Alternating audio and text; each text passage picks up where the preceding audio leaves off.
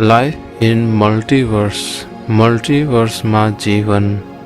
अध्याय 2, उच्च आयामहरूको यात्रा। हामी जुन भौतिक संसारमा बस्छौँ, वास्तविक र सत्य मान्छौँ, त्यो माया बाहेक केही होइन। भगवत गीतामा भनिएको छ कि यो पञ्चतत्वको संसारमा मानिसले जे देख्छ त्यो सत्य हुँदैन र भौतिक इन्द्रियले नदेखेको कुरा वास्तवमा सत्य हुन्छ। हामी हाम्रो पाठकलाई सोध्न चाहन्छौँ, के हाम्रो जीवन पृथ्वीमा मात्र छ?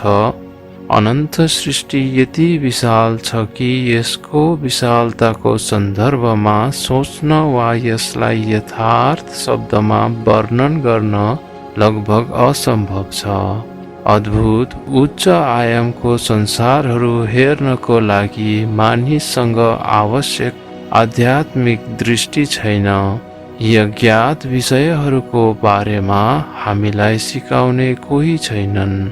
प्रश्न उठ्छ कि उच्च आयामहरूमा को बस्छन् र ती संसारहरू कसरी देखिन्छन्? हाम्रो पृथ्वीमाथि कतिवटा आयामहरू छन् वा लोकहरू छन्? आधुनिक वैज्ञानिकहरू पनि अहिले हाम्रो सौर्यमण्डलमा भएका विभिन्न आयामहरू, समानान्तर ब्रह्माण्डहरू, multiverse theory, string theory, super string theory, 10 आयामहरूको अवधारणा आदि विषयहरूमा अनुसन्धान गरिरहेका छन्। अब यी लोकहरूमा कसले यात्रा गर्न सक्छ वा यी संसारहरू बारे कसरी जान्न सकिन्छ? हाम्रो ग्रह बाहिर पनि जीवन छन् कि? के हामीले हाम्रो वर्तमान जीवनकालमा नै थाहा पाउनेछौँ कि हामी को हौँ? हाम्रो वास्तविक उत्पत्ति स्थान कहाँ हो? त्यो संसार कस्तो देखिन्छ र त्यहाँ को बस्छ? विभिन्न आयामहरूमा समयको प्रभाव कस्तो छ? के समय अवधिको परिवर्तनले त्यो आयामको सृष्टिमा प्रभाव पर्छ? त्यहाँ बस्ने आत्माहरूको के परिवर्तन हुन्छ? यस्ता धेरै कुराहरूको जिज्ञासा हुन सक्छ। बापुजीको बेहदको ज्ञान अनुसार हाम्रो सौर्यमण्डल, आकाशगङ्गाहरू, युनिभर्सहरू, ग्रेट युनिभर्सहरू, मल्टिभर्सहरू आदि सबैका आफ्नै समयावधिहरू छन्, जसको विवरण पुस्तक अनन्तकोटी महाकाल प्रलयमा दिइएको छ। ब्रह्माण्डका विभिन्न लोकहरूमा या आयामहरूमा समय गति फरक हुन्छ, जस्तो कि हाम्रो शास्त्रमा 14 लोकको वर्णन छ जहाँ समयको गति अलग अलग छ। विज्ञान पनि समय, स्थिति र गति, टाइम, स्पेस एन्ड स्पिड लाई परिभाषित गर्न सक्ने सन्दर्भको खोजीमा छन्।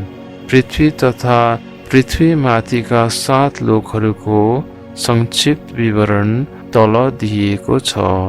भूलोक यानी पृथ्वी या मृत्युलोक। महाभारत युद्धको दौरान जब पाण्डवलाई आफ्नै परिवार कौरवसँग युद्ध गर्नुपर्ने थियो, तब अर्जुनले आफ्नो नातेदारहरूसँग युद्ध गर्न हिचकिचाएका थिए। त्यसबेला उनका सारथी बनेका भगवान श्रीकृष्णले अर्जुनलाई आफ्नो विराट स्वरूपको दर्शन दिएका थिए।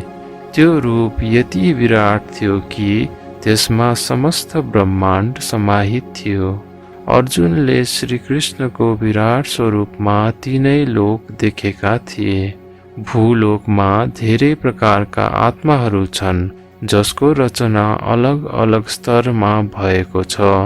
आज भूलोक यानी पृथ्वीमा जो आत्माहरू छन्, उनीहरू कोही अर्को ब्रह्माण्डबाट आएका छन्, कोही आकाशगङ्गा यानी ग्यालेक्सीबाट आएका छन्, कोही अर्को युनिभर्सबाट आएका छन्।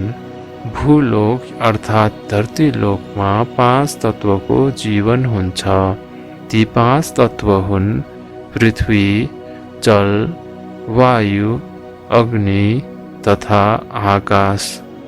मृत्यु पश्चात जल र पृथ्वी तत्व खत्म हुन्छ अनि आत्माले तीन तत्वको सूक्ष्म शरीर धारण गर्दछ।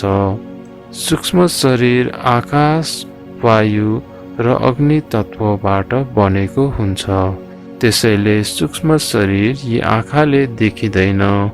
आत्मा जति तमो प्रधान हुन्छ उति नै आत्मामा वायु तत्व ज्यादा हुन्छ, जसले गर्दा उसको सूक्ष्म शरीर भारी हुन्छ र ऊ माथिको लोकहरूमा जान सक्दैन। धरतीमा मनुष्य जब ज्ञान प्राप्त गर्छ र परमात्मा प्राप्तिको लागि ज्ञान धारण गर्छ, आफ्नो कर्म चुक्ता गर्नको लागि पुरुषार्थ गर्छ, आफ्नो चेतना जागृतिको लागि अध्यात्मको मार्गमा चल्दछ, तब उसको आत्मा मृत्यु पश्चात माथिको लोकहरूको सफरमा जान सक्दछ। यो धरती लोक माया हो, अर्थात् मृत्यु लोक हो। आत्माको असली सुख यो इन्द्रिय भन्दा पर छ। आत्माको मूल स्वरूप परम शान्ति, प्रेम अनि पवित्रता हो। तर आत्माको कैयौं जन्म भइसकेको छ। यस धरतीको लगभग 198 करोड वर्ष यानि ब्रह्माको दोस्रो परारदेखि आत्मा जन्म मरणको चक्रमा छन्। महाभारत युद्धको दौरान भगवान कृष्ण अर्जुनसँग भन्दछन्, हे कुन्ती नन्दन, तिम्रो र मेरो कैयौं जन्म भइसकेको छ। फरक यति हो कि मलाई सबै जन्महरूको याद छ, तर तिमीलाई छैन। तिमीलाई यो संसार याद नभएको कारणले गर्दा यो संसार तिम्रो लागि नयाँ छ र तिमी फेरि आसक्ति पालेर बसेका छौ।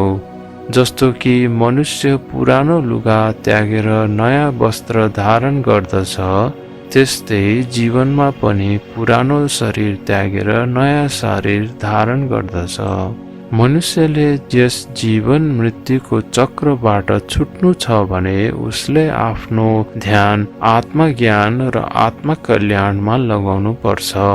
हाम्रो पृथ्वी जस्तो अनन्त अनन्त धरती छन्, अनन्त अनन्त ब्रह्माण्ड छन् र हरेक ब्रह्माण्डमा धरती छन्।